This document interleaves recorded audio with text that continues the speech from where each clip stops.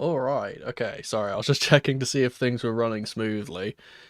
Oh, everything good? I don't have any issues with my thumbnail or anything like that. God, it's been a while since I've done one of these. Feels good to be back on the horse. Hang on. What's going on here? Oh, that's why. Okay, sorry. I was having weird lag spikes because I had the stream up on my in the background. All right, cool. We should be. We should be Gucci. As long as my chat's working. Is my chat working?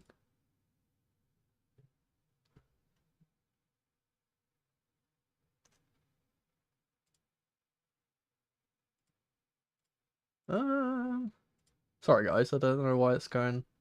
This has been a bit of a scuffed start. I shouldn't be having a scuffed start. This is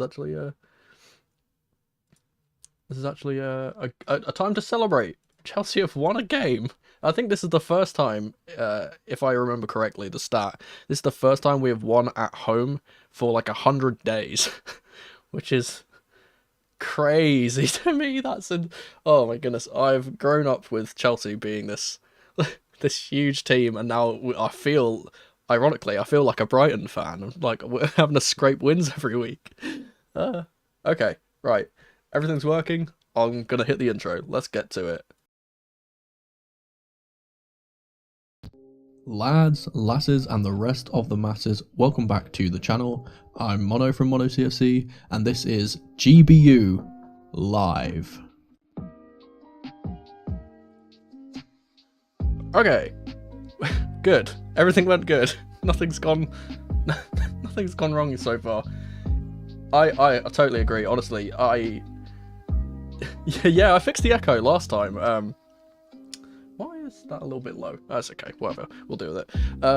Yeah, I fixed the echo last time. Yeah, I agree with that sentiment. When I saw that they put 10 added minutes, I was sitting there like, oh no, it's gonna happen again. They're gonna do it to us again. And obviously, when they got their second goal, I thought, oh no, here we go. Hi, welcome in. Cool, I guess we just get straight to this, shall we?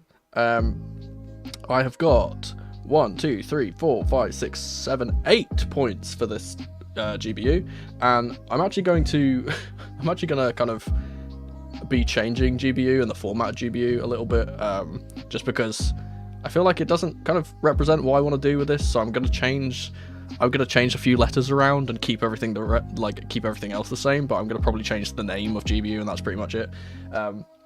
However, we get a Chelsea win. We get a 3-2 scoreline, an Enzo Fernandez goal, Poch playing 4 centre-backs. To quote my namesake, Conor McGregor, call me Mystic Mac, because I predict these things. I have predicted everything pretty much correctly in this one. Didn't expect us to get a red card. Didn't expect our captain for the second game in a row to be sent off. Did not expect us to be saved by Craig Pawson, of all people, to give us a penalty. It was a really weird game, wasn't it? Let's get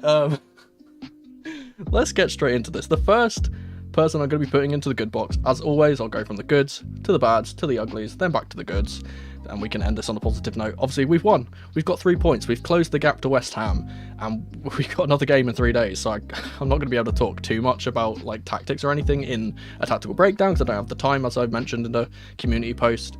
So I'll kind of talk about tactics a little bit in this, but I don't want to rag on too much. The first thing I'm going to be putting into this good box, and I think everyone knows who's going in here, Enzo Fernandez. Not only did he score 2 goals, obviously one being a penalty, which I didn't think was a weird decision because we were bringing Cole Palmer off the bench anyway, so I'm not really sure why Enzo took this and not Palmer, but I digress. His first goal, it wasn't a typical goal you'd expect for a player like Fernandez. You'd expect it to be an edge of the box shot or a curler from somewhere or something like that, but he actually scores from a corner. But we'll take it, and he shushes the doubters twice. Not only that, the only reason I'm putting him in here isn't just because of the goals, but actually because until the red card, he was actually our best player by far. He was controlling the game, and he was kind of back to that original Enzo that we saw against Liverpool, and we saw in other games as well, where he was kind of dictating how we would play, and he was able to kind of transition us from defence into attack.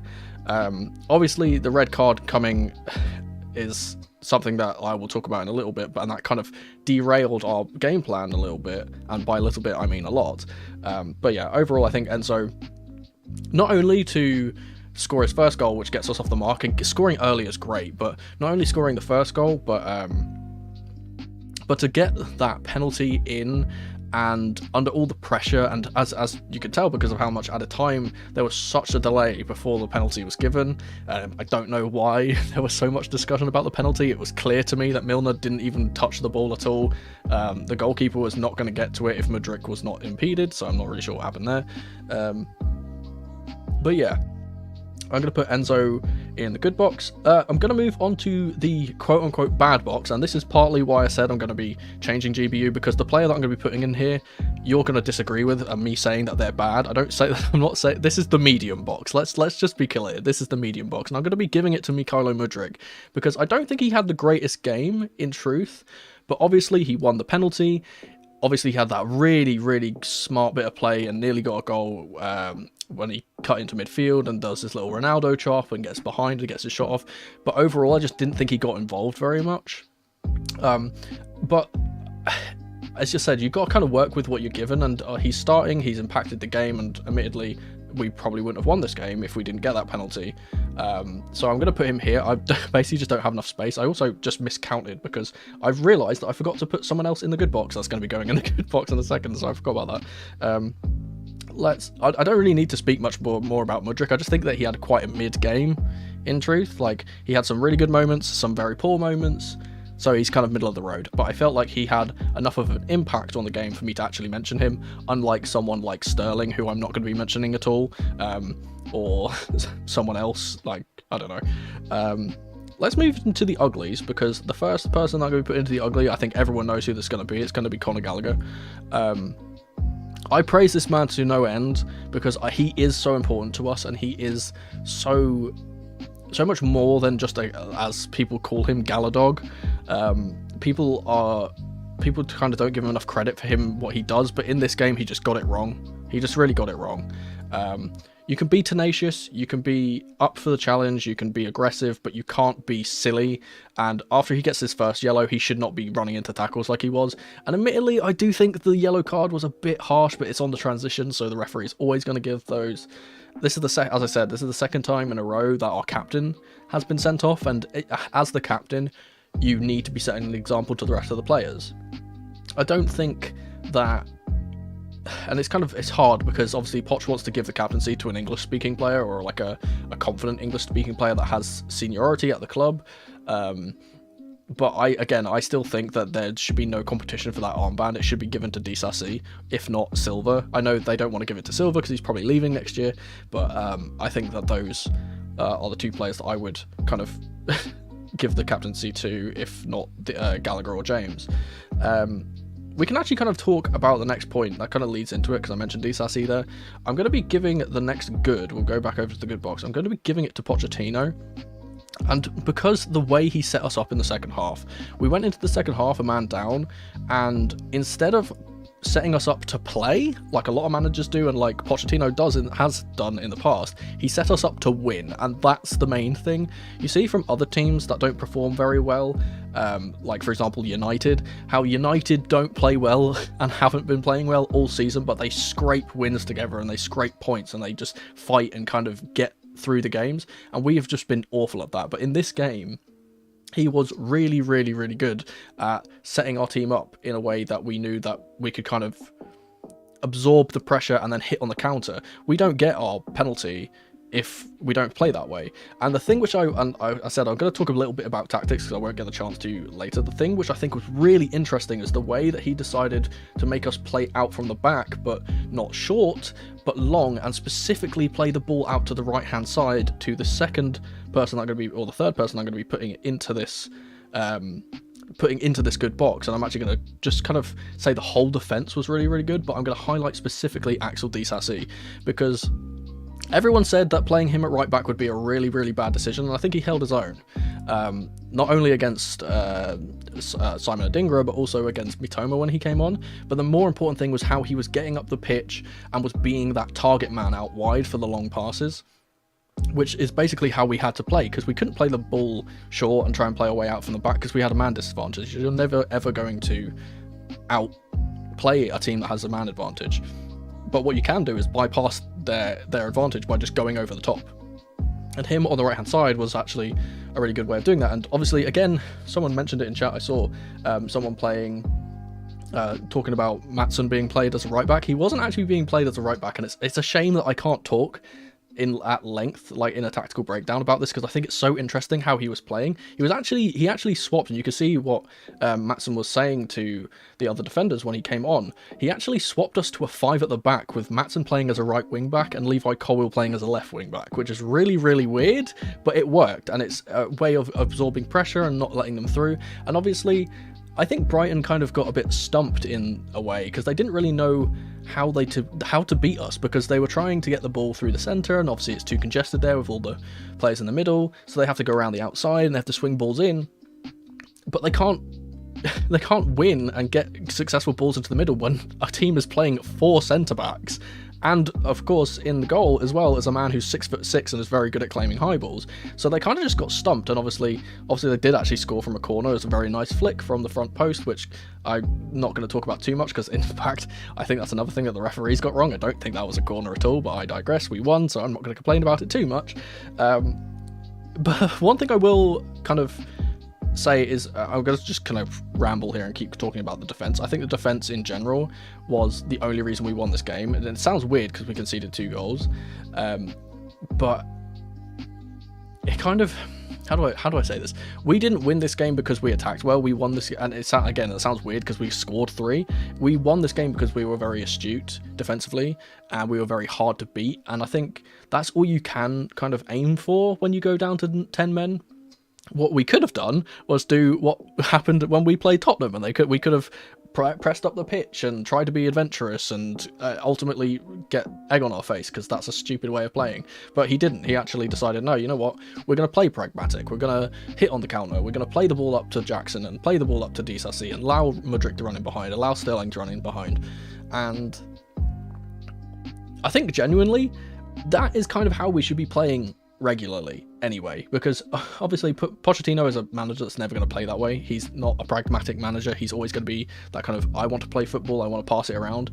But I just don't think our team is good enough in terms of experience, in terms of actual player quality to play that way, and I think that's kind of why we're not doing well. I feel like if we play like 2014, 2015 Leicester City, where we just sit back and just break on teams, I think we'll do so much better, because that's what our team is actually good at.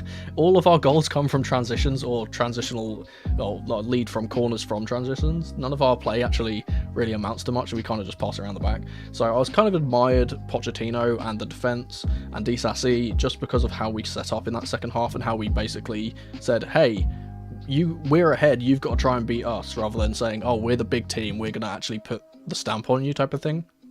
And I think that's a thing which Poch hasn't been great at in recent times, but he seems to be getting better at, is that man management of or that game management rather, of okay, we are winning, let's just hold on to this, let's not try and push forward and then expose ourselves. Let's move into the second bad box, because I rambled on for a while there. And this is going to be surprising. Again, this is a medium box. This isn't actually bad. I'm going to be giving this to, if I can find him. Where is he? Wait, hang on. Where has he gone? I have lost a player. Oh, here he is. God, man. Moises Caicedo. I think that I highlighted in my match preview that I thought he would be very, very important, and he was. But the thing which I'm putting him in the medium box here for is the fact that he definitely should have, and probably, or could have rather, and probably should have been sent off for accumulation of fouls. He was constantly fouling players in the midfield, and I have no clue how he stayed on the pitch.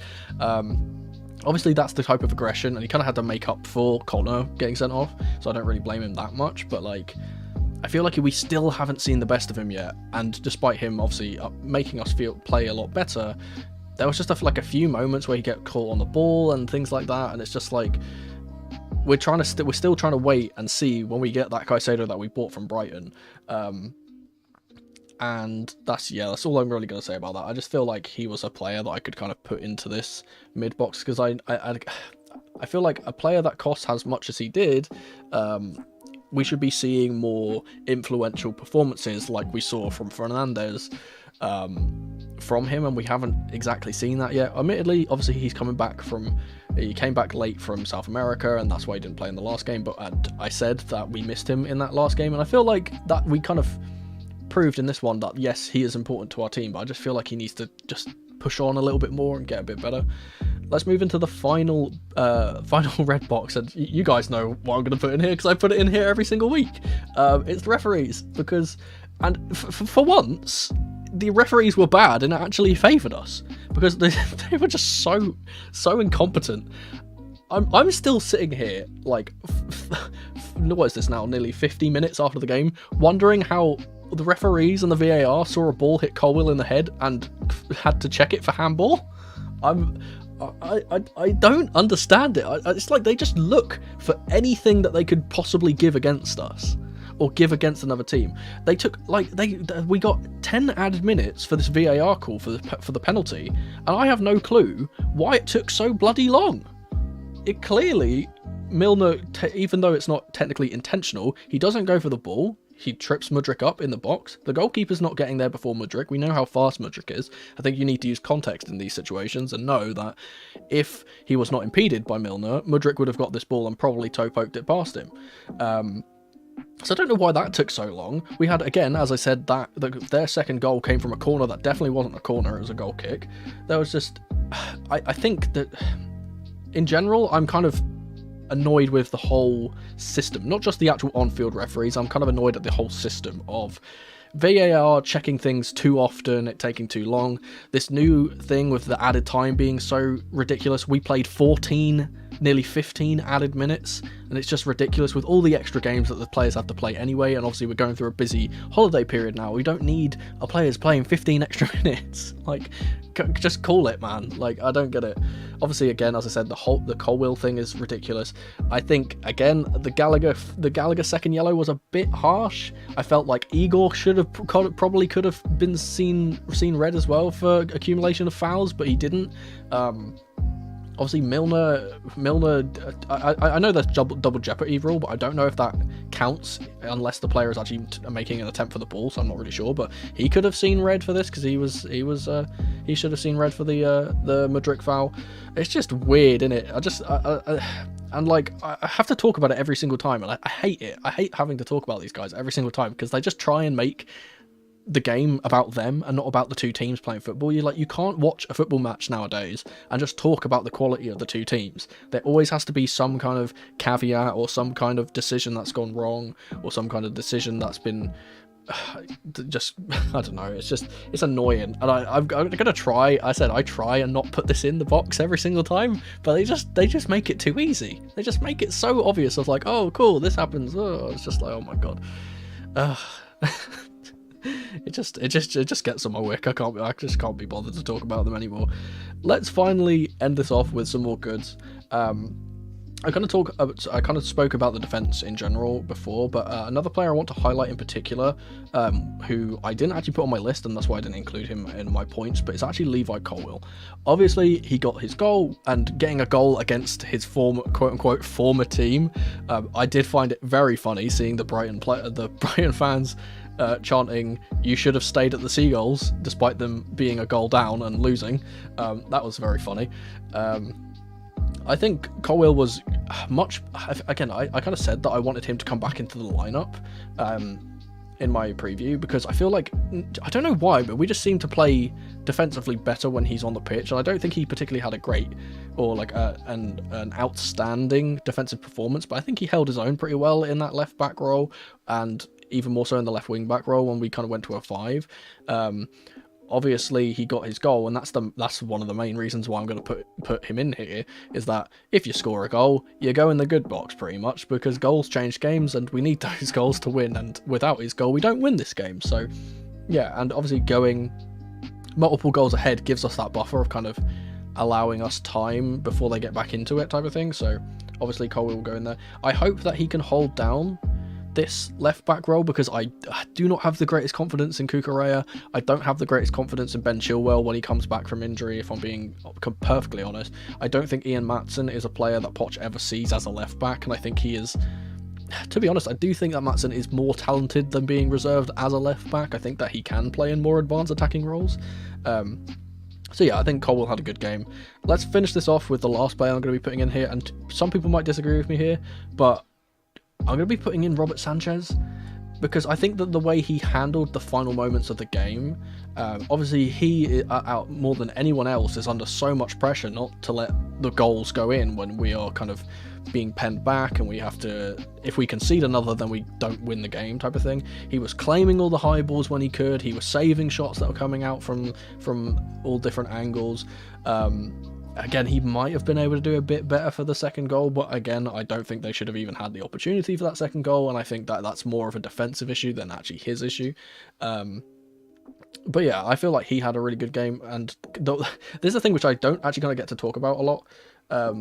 Yes, that I've just seen that. That touch from him in the first half was wild, but the thing is, I think the reason why he does those types of things, and this is kind of a good thing, is because he is so confident on the ball, and because he's so confident that they can pass the way out. And this is another tactical thing which I didn't really get to touch on. I won't really get to touch on, but I think the thing which we did really well in the first half especially was, because we know Brighton are very good at setting traps, right? They set traps in when they allow teams to play out from the back, and they set traps so they can win the ball back high and then cause issues. And I think that we navigated those traps very, very well.